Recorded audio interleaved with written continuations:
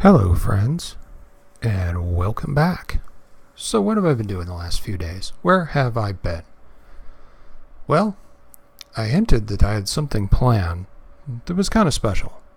And that something happened, but it happened a little earlier than I expected it to. So, I kind of got blindsided by not being able to do anything else that I wanted to do. And that thing is, I got a new PC, which is a pretty dramatic thing.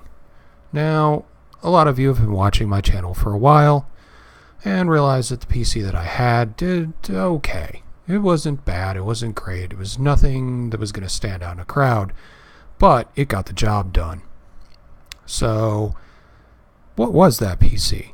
I don't think some people actually ever were around when I was posting the link with the inventory and that PC in it to say what I had. So what did I have?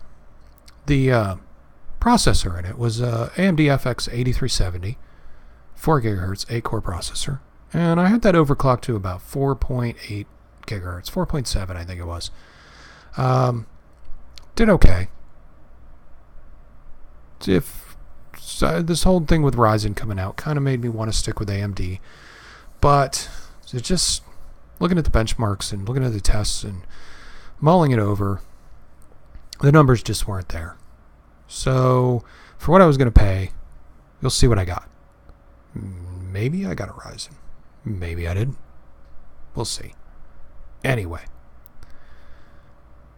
it had a Cooler Master Hyper 212 Evo in it for cooling because I had originally set this up to be water cooled, but did not have space to run the water cooling the way I wanted in the case, and with the other stuff that I'd added, it just was getting in the way. So without adequate space for the radiators to cool the processor, I had to take it out and go with air cooling, which is fine, but it worked okay. But I did notice the temperature was a little higher than I would have liked, so therefore you'll see down at the bottom I did add some additional case fans. So all of this was put together around an Asus M5 A99FX Pro R2 motherboard, which I got for a fairly good deal, and I was pretty happy about it. It did a really good job. It did everything I asked from it, except when I overclocked the RAM. And there could be a number of problems because of that, because the RAM that I got was super clocked already. So maybe it was just over the maximum it could do. But every time I would reboot with the memory even slightly overclocked or slightly out of sync clocked, it would fail to boot until I reset it back to defaults. Fine. Alright, it worked. But still, we needed a little too much maintenance, and it was just a pain.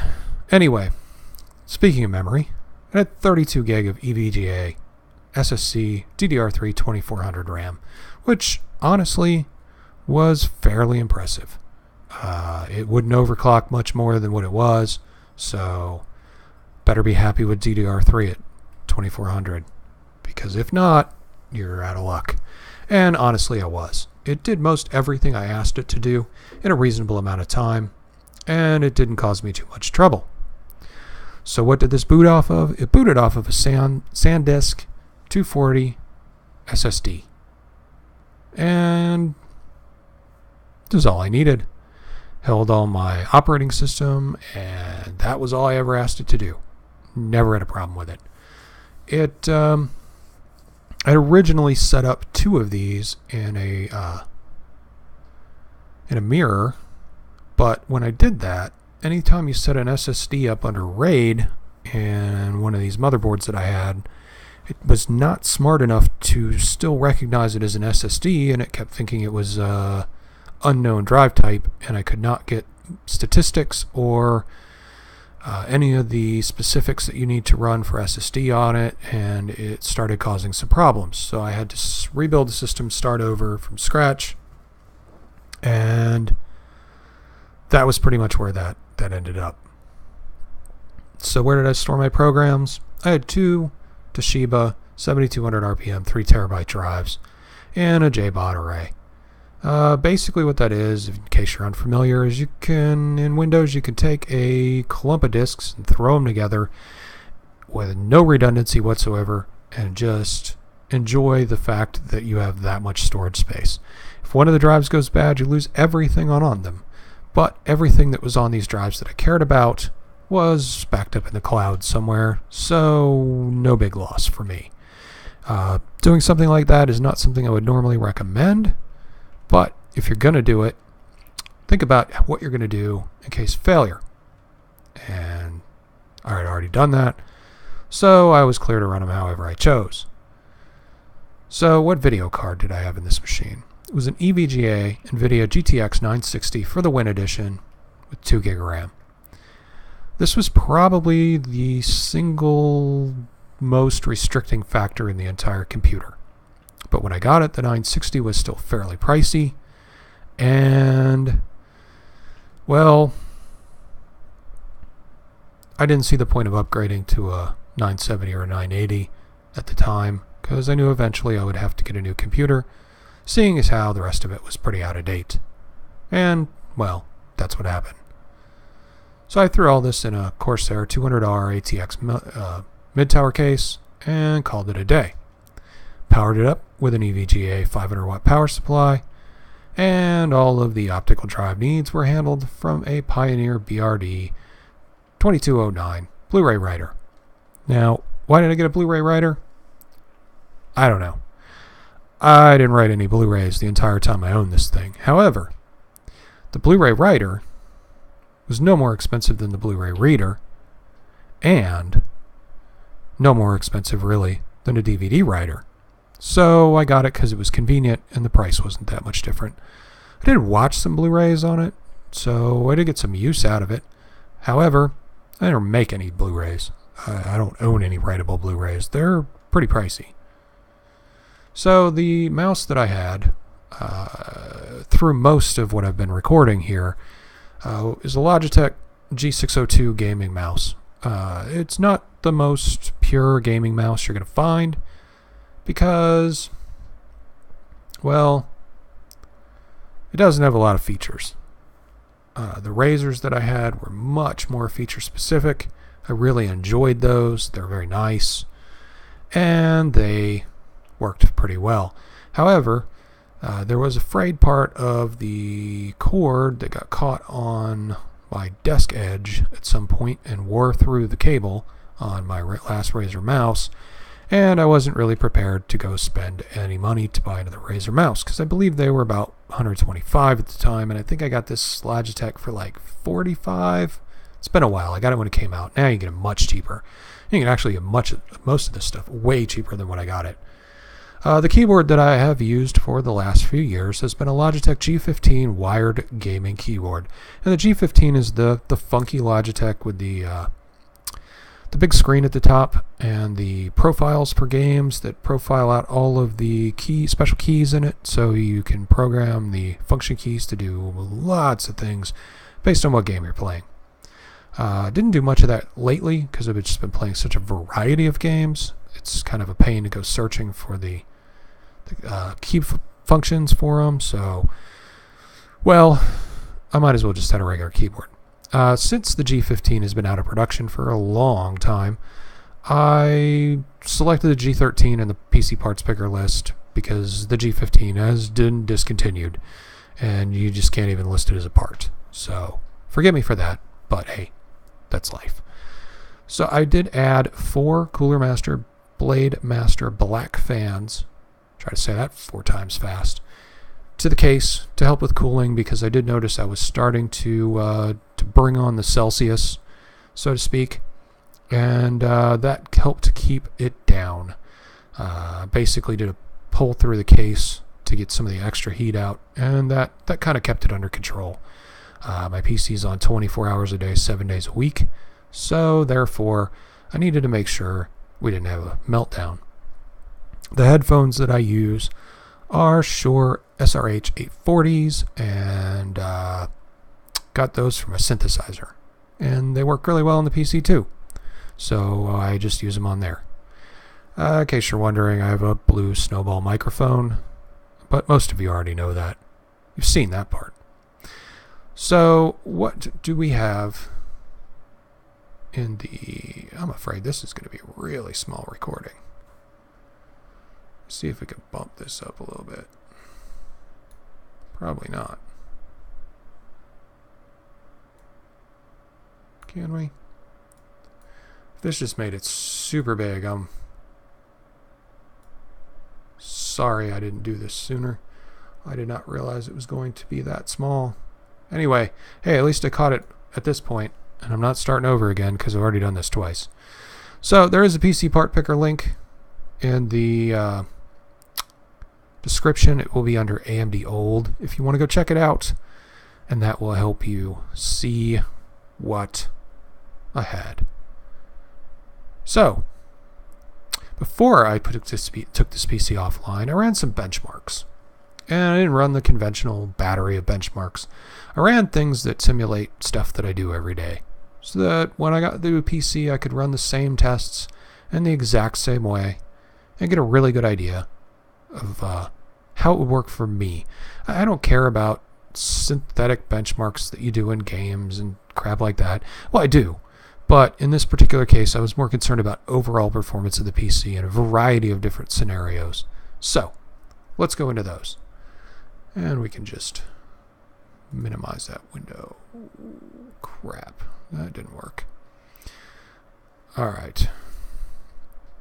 So the first test we ran was the PC Mark Creative Accelerated 3.0 test. And I ran the demo, in case you're wondering, and that demo netted me a score on the AMD of 4840. So the test ran for an hour, and we're going to go into these a little more detail at the end, but just know, score of 4840. The next test I ran was the Final Fantasy Heavensward benchmark. And I ran it at 1280 by 720 on desktop high, DirectX 11, in windowed mode. In case you want to try these yourself and see how you do against my AMD. And I got an 11522, which is extremely high.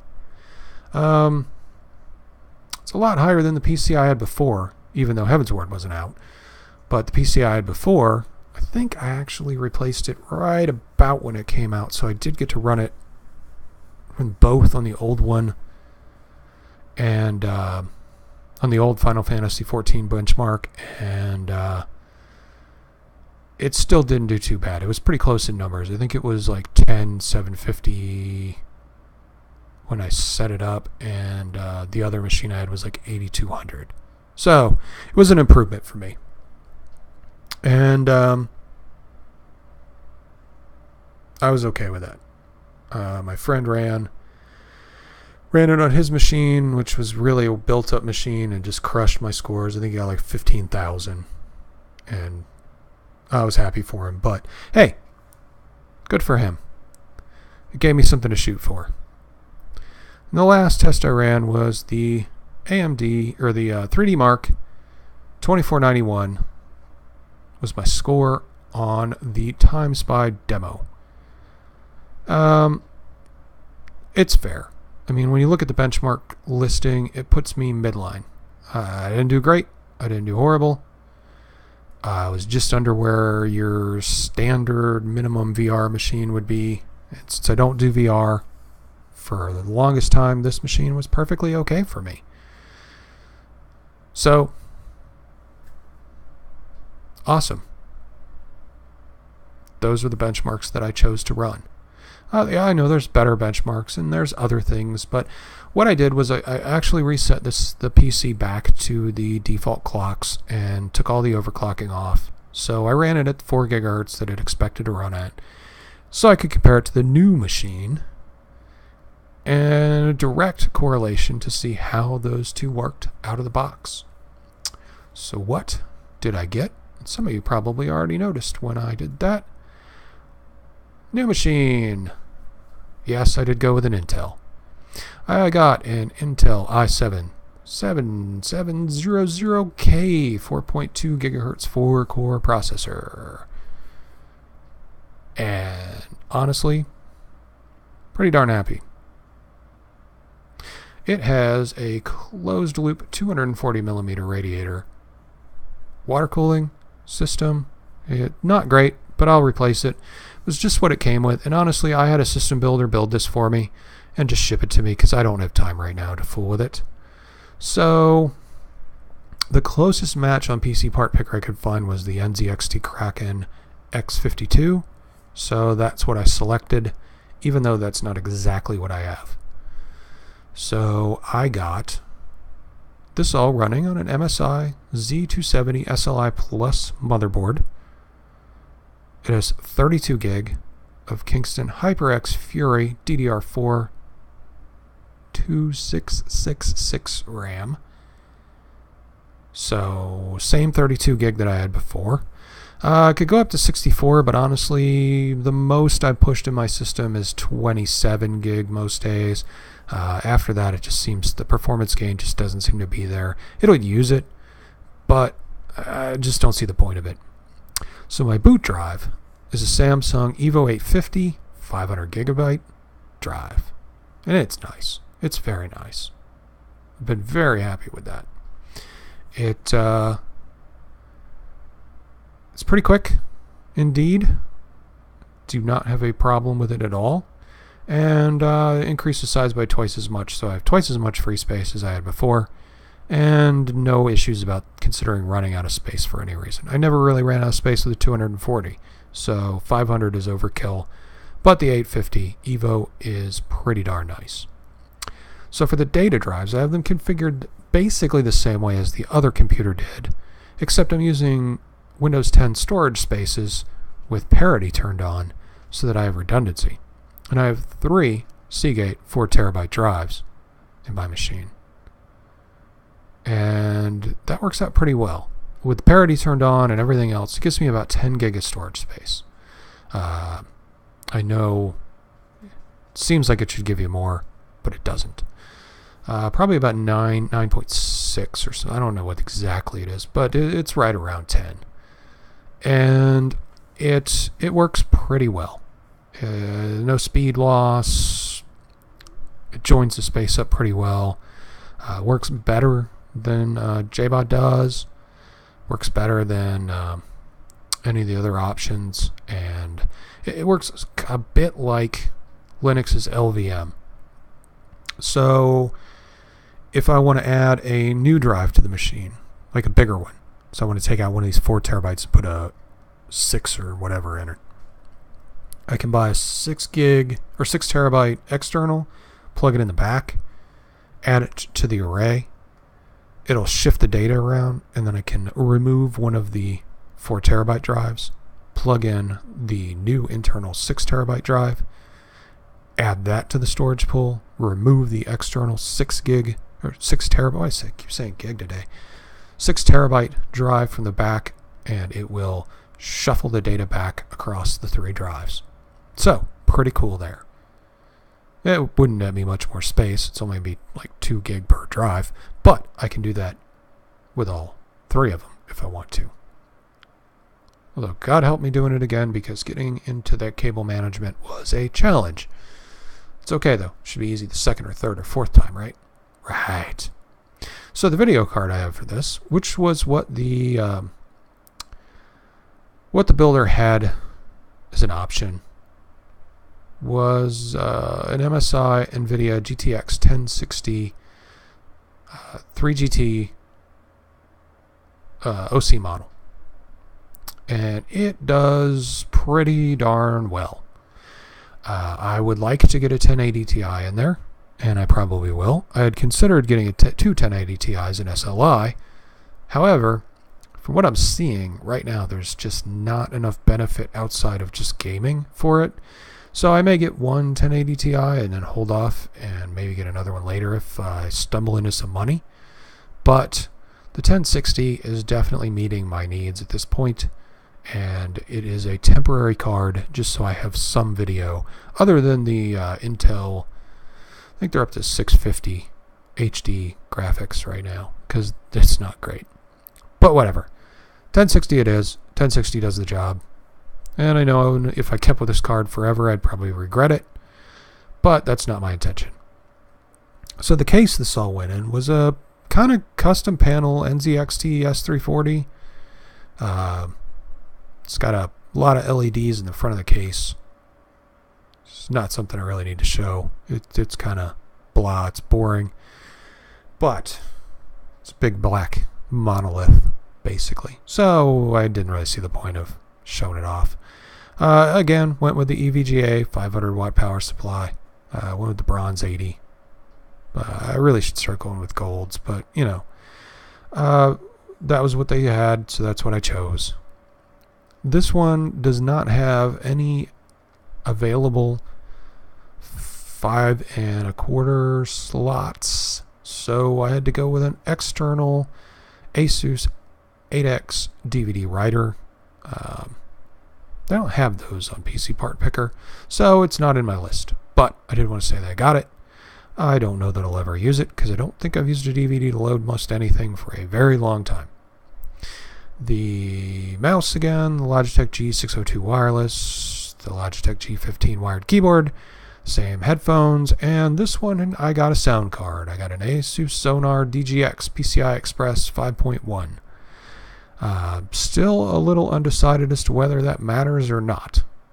I've tried both the internal and the sound card, and by itself, I'm really not noticing that much difference. Putting it up to a headphone amp, I think the Sonar is a little more flexible with output impedance than the Realtek on the board. So that's probably where it's going to make a difference. But for now, doesn't matter. It makes noise. Lots of noise. So what kind of noise does this thing make on the benchmark table? So I ran the PC Mark 8 Creative Accelerated 3.0 test on this, and my score was 76.93. Wow. It's like twice as much. The next test I ran was the Final Fantasy Heavensward benchmark, and I got a 21.428. Again, twice as much. And the settings, exactly the same. So nothing changed. And this is at base clock. The machine actually runs at 5 gigahertz most of the time. So I put it at base to do that. 3D Mark, Time Spy, which I think is the DirectX 12 benchmark. I got 4104.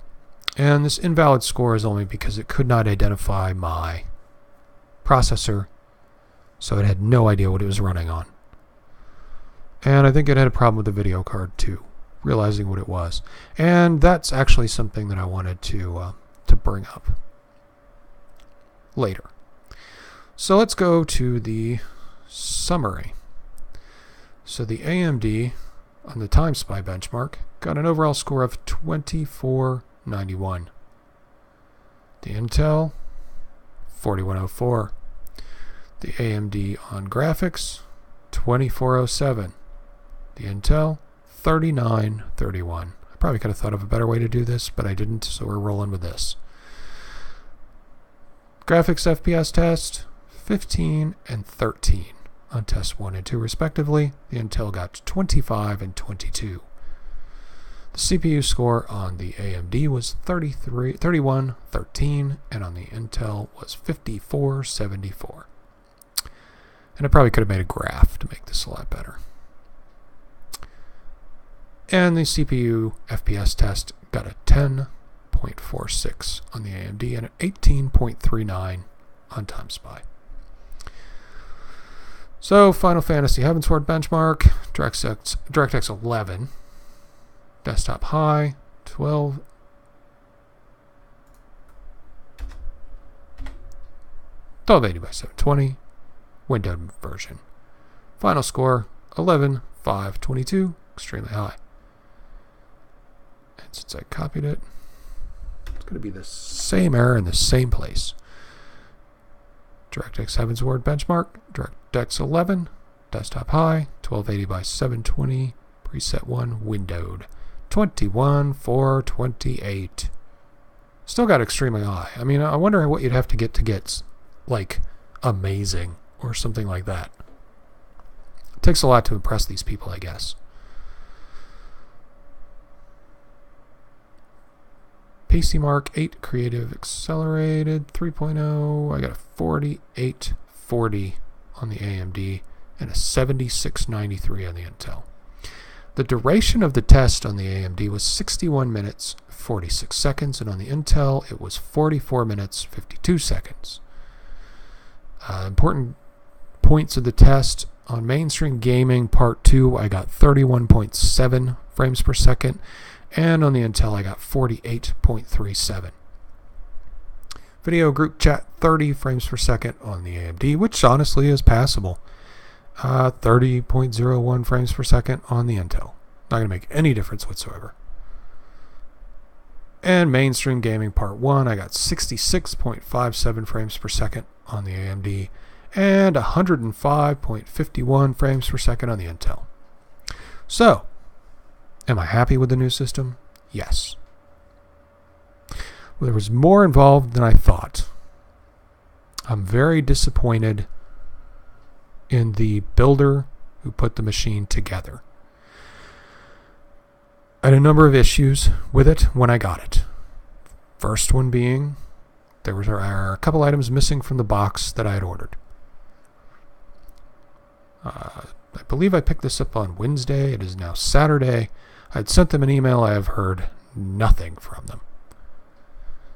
I plugged the machine in after checking everything out as best I could visually, and the machine failed to boot.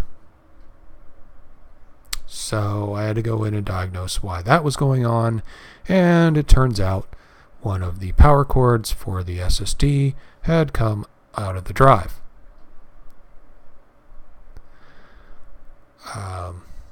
The final thing was that they were supposed to tune this machine to its maximum potential, and it arrived pretty much dead stock with the drivers weren't even loaded for the stuff that it's supposed to have. Now, I realize builders of gaming PCs usually don't load what they call bloatware, but they didn't load anything.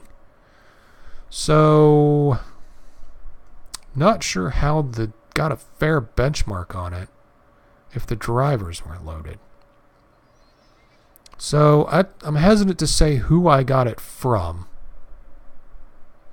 mainly because I don't want to sound like I'm saying bad things about them. The cable management in this box was incredible. The design was incredible. The parts all are where they're supposed to be. But working in IT, if I imaged a machine and dropped it on a user's desk like this, I would probably be fired. So I'm not entirely impressed with the end result. Although the creative process of getting there was really good. So I'm kind of torn. But I don't want to say anything because my experience was disappointing and I don't want to sound like I'm complaining or nitpicking, but I paid a considerable amount of money for this system. And in all reality, I could have done the exact same thing myself and saved money. But this was an experiment to find out what it's like having a professional system builder build your machine. And in my opinion, a professional system builder was not going to get you anything that you can't do yourself. Because in this case, in my experience, from buying this one, they got me less than what I would have done myself. So I don't want to say bad things about anybody.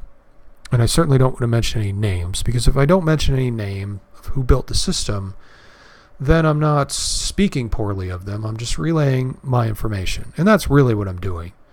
I'm trying to show you that if you have the capability to build it yourself, It's always going to be better. I have the capability to build my own computer, and I can build a very high-end system on my own. I can assemble it, I can set it up, I can load it, I can do whatever you need me to do to it. But I wanted to see if there was any real benefit to allowing someone else to do it. And if you are a competent technician or can watch YouTube videos, pretty much you can do the same thing for way less money. So just keep that in mind. I thought it would be faster because I thought I would get it sooner than I could build it myself, and that wasn't the case because it actually showed up. They didn't ship it until 2 or 3 days after their promised ship date, which put my schedule off. And scheduling to have somebody here on the day it should have shown up didn't work because they hadn't shipped it by that date. So I got it very late, and just wasn't the experience that I wanted it to be. So my view on this going forward is that if I ever want to build another computer, I will turn to the best technician I know, which is me, and I will do it myself. And in closing, if you have any questions about the new system, drop them in the comments. I'll be happy to entertain them. If you have not entered the contest yet, please do so. It's got some great games going on this time. Just check out some of the previous videos. There have not been a tremendous number of them since I posted the contest video, so it's probably still there. But hey, we'll be back on track now. Getting everything loaded up in this now still. So I don't know what we can play right now, but I got a couple things that have loaded already that we can check out. So maybe we'll do that a little later today. But I did want to get this video up to let you know what's going on and where I've been and what's been happening and what that surprise was that I talked about. So, thank you guys for watching. Good luck in the contest. And I will talk to you probably later today. Not too long from now. Just going to go get some coffee and probably be back and pick a game to play. See you later.